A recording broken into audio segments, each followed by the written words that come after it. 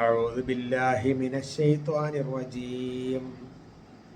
بسم الله الرحمن الرحيم.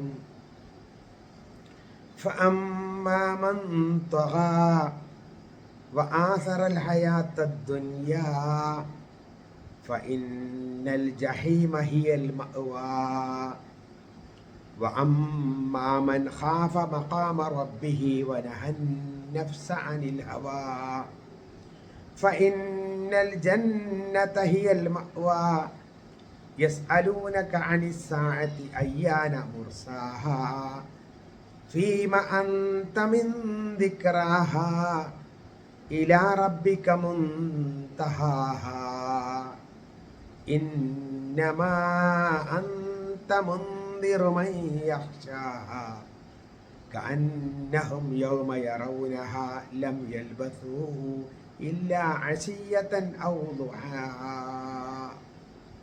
صدق الله.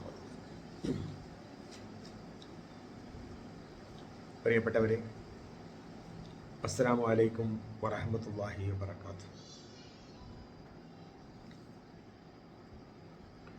സൂറത്തുൻ നാസിയാത്തിലെ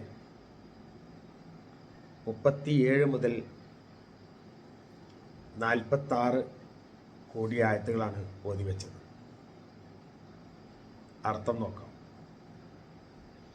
ബിസ്മില്ലാഹിർ റഹ്മാനിർ റഹീം. ഫഅമ്മാ മൻ തഗാ ഫഅമ്മാ മൻ തഗാ, എന്നാൽ ആര് അതിരുവിട്ട് പ്രവർത്തിച്ചു പോകും. വആസറൽ ഹയാത്തദ് ദുനിയാ, ഇഹലോക ജീവിതത്തിന് മുൻഗണന നൽകുകയും ചെയ്തു. ഫൈനൽ ജഹീമ, തീർച്ചയായും നരകം, ഹിയൽ മഅ്വ, അതാണ് അവൻ്റെ സങ്കേതം, അവന് തിരിച്ചു പോകാനുള്ള ഇടം. അമ്മാമൻ ഖാഫ, എന്നാൽ ആർ ഭയപ്പെട്ടുവോ, മഖാമ റബ്ബിഹി, തൻ്റെ രക്ഷിതാവിൻ്റെ സ്ഥാനം അഥവാ സന്നിധി, വനഹൻ നഫ്സ, സ്വന്തം മനസ്സിനെ തടഞ്ഞു നിർത്തുകയും ചെയ്തുവോ, അനിൽ ഹവ, ദേഹേച്ഛയിൽ നിന്ന്, തന്നിഷ്ടത്തിൽ നിന്ന്, ഫൈനൽ ജന്നത്ത, എന്നാൽ സ്വർഗം, ഹിയൽ മഅ്വ, അതാണ് അവൻ്റെ സങ്കേതം അഥവാ അവന് മടങ്ങി വരാനുള്ള സ്ഥലം. യസ്അലൂനക, നിന്നോട് അവർ ചോദിക്കുന്നു, അനി സാഅത്തി, ലോകാവസാനത്തെ സംബന്ധിച്ച്, അയ്യാന മുർസാഹ, എപ്പോഴായിരിക്കും അത് വന്നു ചേരുക എന്ന്. ഫീമ അന്ത, നിനക്ക് അതിനെപ്പറ്റി എന്തറിയാം, മിൻ ദിക്റാഹ, അതിനെക്കുറിച്ച് അഥവാ ആ കാര്യത്തെക്കുറിച്ച്, ഇലാ റബ്ബിക, നിന്റെ റബ്ബിങ്കലേക്കാണ്, മുൻതഹാഹ, അതിൻ്റെ മടക്കം അഥവാ അതിനെക്കുറിച്ചുള്ള കൃത്യമായ ജ്ഞാനം. ഇന്നമാ അന്ത, തീർച്ചയായും നീ, മുൻദിർ, മുന്നറിയിപ്പ് നൽകുന്നവൻ മാത്രമാണ്, മൻ യഖ്ശാഹ, അതിനെ ഭയപ്പെടുന്നവരെ, കഅന്നഹും യൗമ യറൗനഹ, അവർ അത് കാണുന്ന ദിവസം, ലം യൽബസു, അവർ താമസിക്കാത്തതുപോലെയാണ്, ഇല്ലാ അശിയത്തൻ ഔ ദുഹാഹ, ഒരു സായാഹ്നമോ അതല്ലെങ്കിൽ ഒരു പൂർവാഹ്നമോ അല്ലാതെ, ഒരു വൈകുന്നേരമോ അല്ലെങ്കിൽ ഒരു രാവിലെയോ അല്ലാതെ ഇവിടെ താമസിക്കാത്തതുപോലെയായിരിക്കും അവരുണ്ടാവുക. നേരത്തെ മനുഷ്യൻ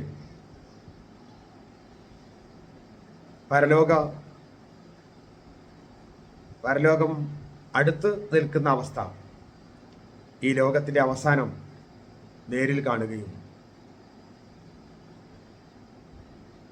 ഇതൊന്നാകെ തകർന്നു പോകുന്നത് അവന് ബോധ്യപ്പെടുകയും ചെയ്യുമ്പോൾ എന്തൊക്കെയാണ് ഞാൻ മുമ്പ് പ്രവർത്തിച്ചത് എന്നതിനെ സംബന്ധിച്ച് അപ്പോഴാണ് അവൻ ആലോചന വരിക. അതേപോലെ തന്നെ നരകം അത് കാണേണ്ടവർക്ക് അള്ളാഹു അടുപ്പിച്ചു കൊടുക്കുന്ന സന്ദർഭവും വിവരിക്കുകയുണ്ടായി. എന്നിട്ട് അള്ളാഹു ഈ പരലോകത്ത് ആർക്കൊക്കെ എന്തൊക്കെ ലഭിക്കുമെന്നതിനെ സംബന്ധിച്ച് പറയാണ്.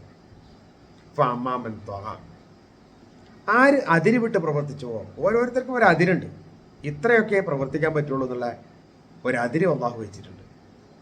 ആ അതിര് മറികടന്നുകൊണ്ട് ആര് പ്രവർത്തിച്ചുവോ, അവരുടെ അവകാശം പിടിച്ചു വാങ്ങിക്കൊണ്ട് ആര് നീങ്ങിയോ, അള്ളാഹുവിനെ മറന്നുകൊണ്ട് ആര് ജീവിച്ചുവോ, അപ്പോൾ ആസറൽ ഹയാത്ത ദുനിയ, ഐഹിക ജീവിതത്തിന് പ്രാധാന്യം കൊടുത്തുവോ, മുൻഗണന നൽകിയോ, പരലോകത്തേക്കാൾ ഇഹലോകത്തിനും ഇപ്പോൾ കിട്ടുന്നത് പരമാവധി കിട്ടട്ടെ എന്ന് വിചാരിച്ചുകൊണ്ട് ആഖിറം മറന്ന് ജീവിക്കുക, ആ നിലക്ക് ഇഹലോകത്തിന് മുൻഗണന നൽകിക്കൊണ്ട് ആര് പെരുമാറിയോ, അപ്പോൾ അതിരിവിട്ട് പ്രവർത്തിച്ചു, ഐഹിക ജീവിതത്തിന് പ്രാധാന്യം കൊടുത്തു പരലോകത്തേക്കാൾ, ഫൈനൽ ജഹൈമ ഹിയൽ മഅവ, അപ്പോൾ അവൻ്റെ സങ്കേതം, അവന് മടങ്ങിപ്പോകാനുള്ള ഇടം, അവൻ്റെ താമസ സ്ഥലം അത് നരകമായിരിക്കും.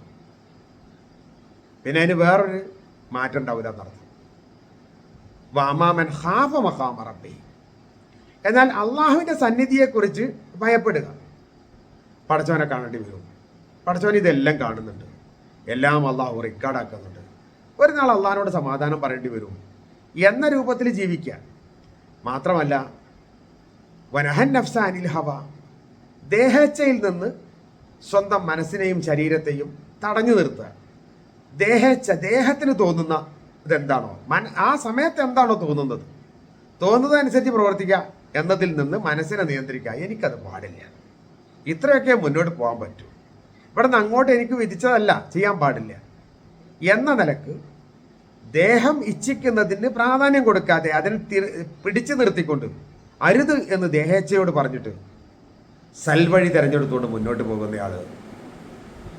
അപ്പോൾ വനഹൻ നഫ്സാനിൽ ഹവ, ദേഹേച്ഛയിൽ നിന്ന് സ്വന്തത്തെ തടഞ്ഞു നിർത്താൻ കഴിയുകയും അള്ളാഹുവിൻ്റെ സന്നിധിയെക്കുറിച്ച് കൃത്യമായി ഭയപ്പെടുകയും ചെയ്യുന്ന ആളുകളെ സംബന്ധിച്ചിടത്തോളം ഫൈനൽ ജന്നത ഹിയൽ മഅവ, സ്വർഗം അവൻ്റെ സങ്കേതമാണ്, അവന് ചെല്ലാനുള്ള ഇടം, അവനിനി പാർക്കാനുള്ള സ്ഥലം അത് സ്വർഗമാണ്. എന്നിട്ട് അള്ളാഹുവിനോട് അവർ ചോദിക്കുക, യസ്അലൂനക അനിസ്സാ, എപ്പോഴാണ് ഈ ലോകം അവസാനിക്കുക, അയ്യാന മുർസാഹ, എപ്പോഴാണ് സംഭവിക്കുക ഈ ലോക അവസാനം എന്ന് നിന്നോട് അവർ ചോദിക്കുക. പ്രവാചകരെ എപ്പോഴാണ് ഈ ലോകം അവസാനിക്കുക, അത് അറിയാൻ വേണ്ടിയിട്ടല്ല, പ്രവാചകരെ കൊച്ചാക്കാൻ വേണ്ടിയിട്ടാണ്.